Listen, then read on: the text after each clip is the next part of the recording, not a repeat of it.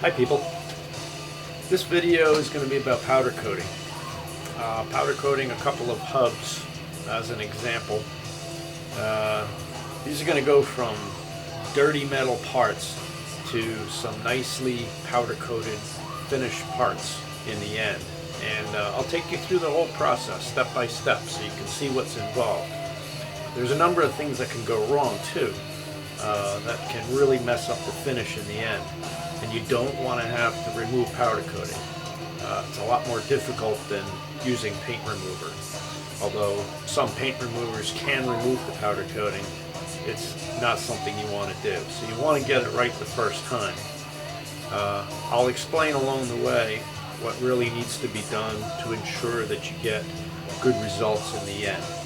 So stick with me on this and listen to what's going on, and you'll be able to do this yourself. Okay, so here's the parts. These are brake hubs from XR70, and as you can see, the paint's not too bad. It's scratched up in places.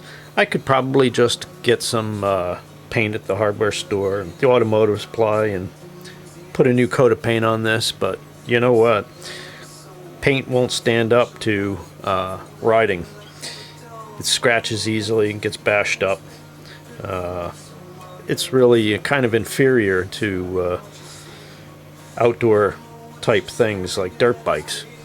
So a powder coated finish is a lot more durable. It's going to hold up to this kind of thing a lot better. And it looks nice too. It's got a much smoother finish to it. The first thing that has to be done, of course, is removing every single bit of grease, oil, anything that's an impurity to the surface. This is aluminum and it gets treated differently from steel. So I'll show you what's involved in getting started with this. First thing, you have to remove every part that is removable from this base metal. So if you have a seal, the seals had to come out. Anything that's got a rubber part to it, like an O-ring, a gasket, that all has to be removed. You only want to have the aluminum and any maybe pressed in steel parts that are on this thing, and that's it. So let's get started on removing the paint to begin with. Okay, here we go. This is the paint remover. So I've got some Jasco brand here. You can also use a spray-on type. Where's my spray-on paint remover? I have some Goof Off. This is Goof Off Pro Stripper. This can work too, as opposed to using a brush and the canned paint remover. You can spray on a decent coating of that and let it sit. I've got a container here of some of the canned paint remover, so I'm going to put a nice coating of that on here. These are rubber gloves that are actually for paint remover. Don't use latex rubber gloves because that'll just eat through the glove and it'll burn the skin on your hand, okay? Use a decent glove for this. So I got to put a coating of this over the paint so it can really loosen up the paint good on this part.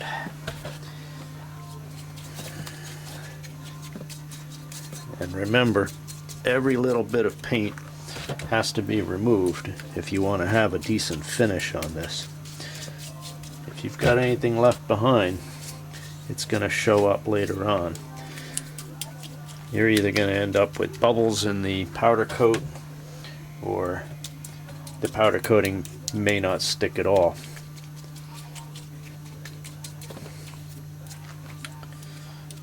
So I get a coating onto that part there. Get a coating onto this one.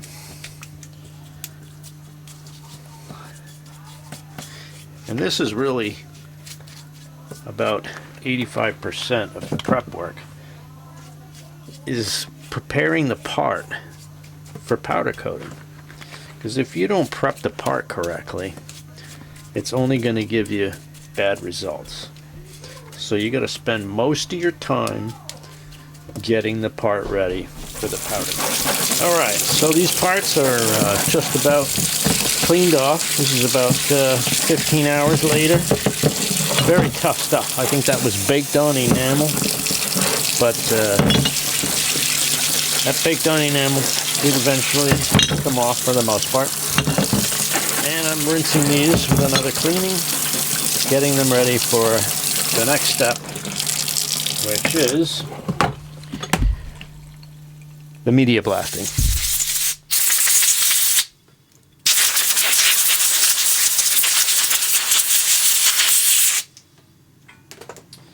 Okay, so I've gotten rid of all the moisture on there, and the parts are dry. They are ready for the media blasting, which is the next important step. Sandblasting, well, it's called sandblasting, but you can't use sand. You have to use some other type of media. I use coal dust, fine grit. That works very well for aluminum, as it doesn't damage the surface too much. It does leave a relatively rough profile, but it's going to allow the powder coating to stick very nicely.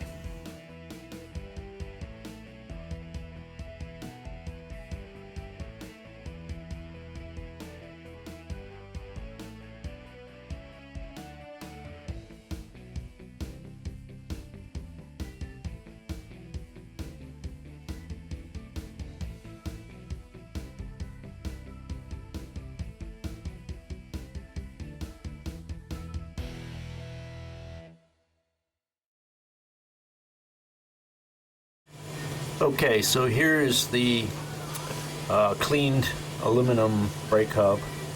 This is the surface area that and how it appears before the media blasting. What you need to do is get a good profile on the surface so that the powder can stick. So I'll show you before and after. I'll try and get a closer shot of the surface area. Okay, here's the surface area, about as close in as I can get, so you can see the profile. As you can see, it's pretty rough. Any imperfections in this are going to show up with the powder coating. Unlike paint that can flow out, the powder will not necessarily flow out that evenly and won't hide imperfections. It will show everything. So you want to get rid of gouges, scratches, pits, whatever you can, either by sanding and then media blasting. Okay, they're in the media blaster. Close this up. Fan is on. Filtering. Let's get these parts done.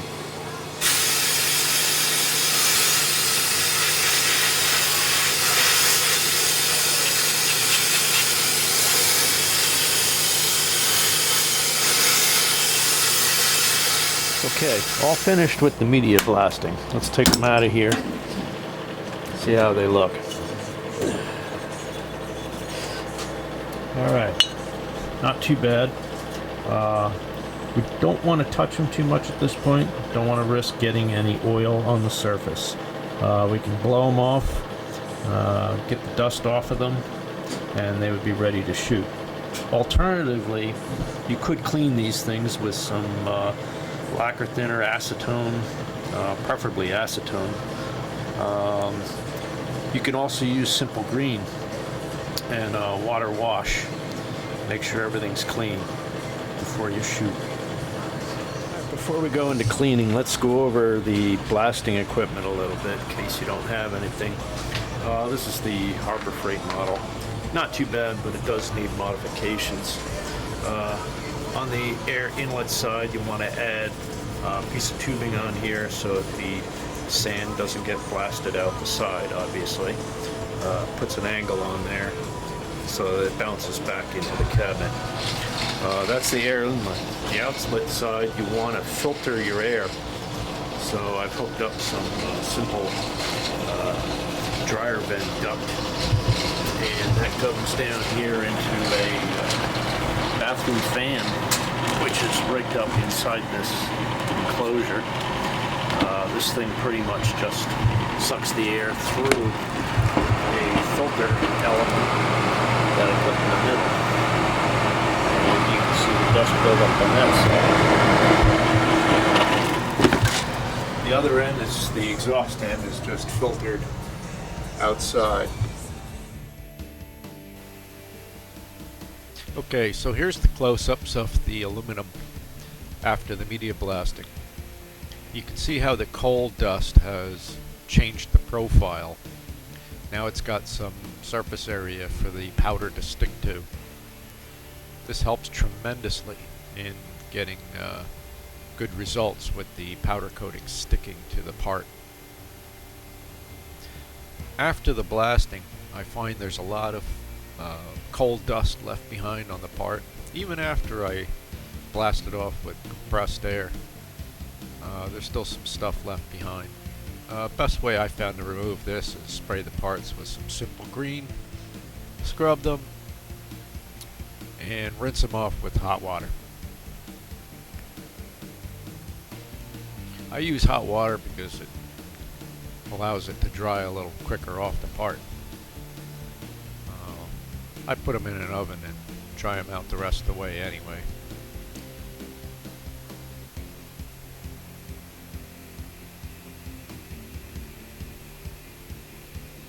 Okay, these parts are almost finished. Cleaning them off, rinsing. So now I'm going to transfer the parts onto my oven rack. And the oven's already heated up. And this is called the pre-baking or outgassing. This is going to dry the part. Plus the outgassing gets rid of, it bakes off any residue that's still left in the metal. Once they're pre-baked, let them cool, mask the parts, and then they're ready to go. Here's the powder coating gun from Eastwood. It's the dual voltage model. It comes with the deflector tip that attaches onto the electrode at the front. That sort of slows down the powder from dumping onto your part too quick. The electrode is the part that actually charges the dust as it passes through. I use the deflector tip most of the time. You need a good ground with the gun. You can see that there's a very small arc without a good ground.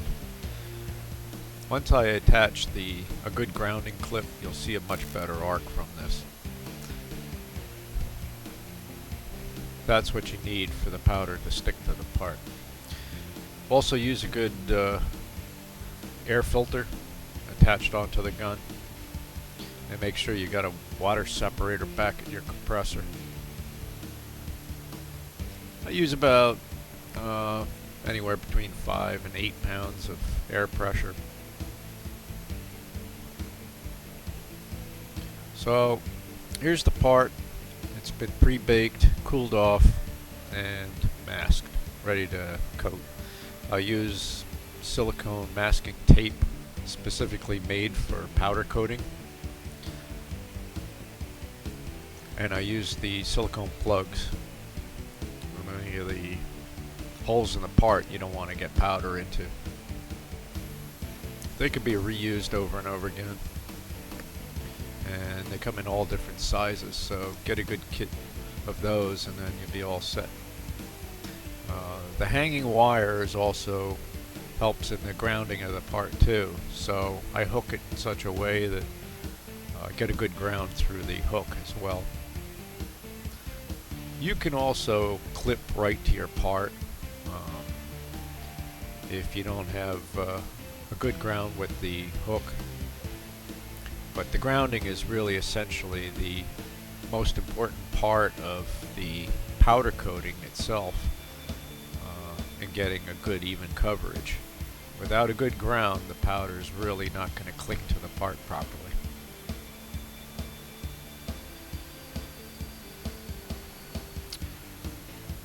Alright, so I got the powder in the gun cup, and you can see at first the powder comes out of the gun and it'll start falling away from the part.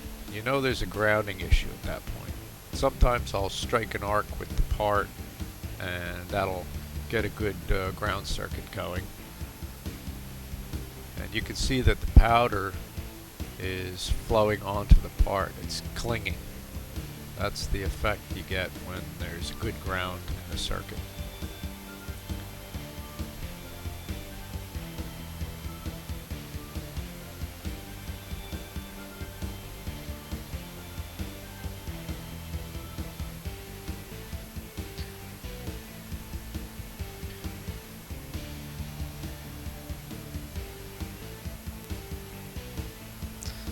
Sometimes on your parts you have a recessed section where the metal is too far in to get coated. Down in this section here, it's what's called the Faraday effect. The sides of the metal actually will cause the electrons to repel each other. It makes it hard for the powder to get in. I'll just take the deflector tip off and blast some of the powder in without the deflector. That'll help get the powder down into those crevices. So here's the next part. I've got the masking and the silicone plugs in here, and this one's ready to go. I'm going to spray this part without the deflector tip just to see the difference. You can see that the powder is a lot more direct. You just got to aim it in all different directions, and the powder will even out on all these surfaces.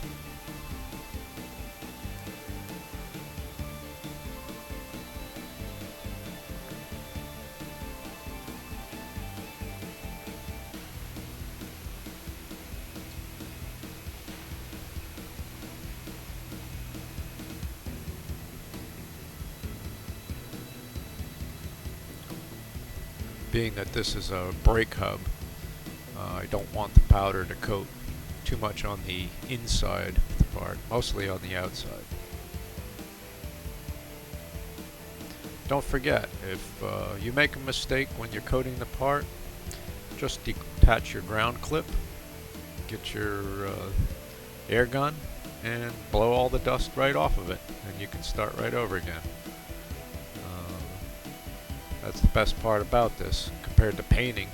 If you mess up on your paint job and you get a drip or something, or it's not sticking in one spot, now you got a real mess. You got to clean it with solvents. It takes a lot longer. Powder coating, just blow it off with compressed air. Start over. Alright, so I'm going to check the oven now. It's at somewhere between 380 400. Ideal temperature for the coating, and it's going to be a 20-minute bake time. So the parts are hanging on the rack. Just get them in the oven and start the timing, and I'll check on it once in a while. You can see that the powder will flow out at one point in the baking process. I'm exhausting the fumes out of the oven too from with one of those dryer vents. I use a infrared thermometer gauge to read the temperature on parts and the oven. Keep some hook wire around so I can make custom hooks for hanging all the parts and grounding. I got a lot of hooks left from other parts that I've done. You can reuse them. So on some of the stuff you want to keep around, it's different size masking tape, the silicone tape for the powder coating bake. You can get it in like 1/4 inch, 1/2 inch, 1 inch size. You can get a selection of different size plugs to keep around. I got all my powders separated into these heavy duty Ziplocs. I can also keep some in the storage bottles that you can get from Eastwood. They work pretty good. they have the same size thread as the powder coating gun, so you could pretty much just take the cap off, attach it on the gun, and you're ready to go. But you still have to clean the gun out after you're done if you're changing colors. So 20 minutes later here, parts are done. I'm going to hang them on the rack up here to cool off. And there's no dry time involved. It's just cooling the part off. Once it's cool enough to touch, then the parts are done. They're ready to install. That's pretty much it. You can see the surface now is very nice. It's even. This is a semi-gloss black. It flowed out nicely and got into all the hard to reach crevices. And this is a super durable finish. Much better than paint. So you can see all the steps to getting good powder coating on any of the parts you're doing. It's an excellent alternative to painting. Here's some other examples I've got. Front fork tubes. These of course had to be completely disassembled before coating. The triple clamps, the frame, swing arms, engine caps, valve covers, rocker arm covers. All this stuff can be powder coated.